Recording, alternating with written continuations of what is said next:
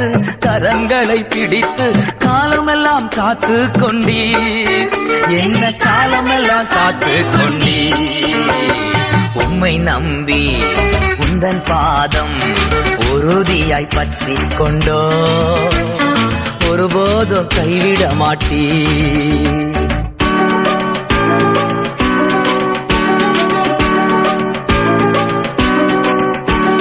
மகனாக மகளாக அப்பா என்றழைக்கும் உரிமையை எனக்கு தந்தீர், மகனாக மகளாக அப்பா என்றழைக்கும் உரிமையை எனக்கு தந்தீர், ஐயா உரிமையை எனக்கு தந்தீர்.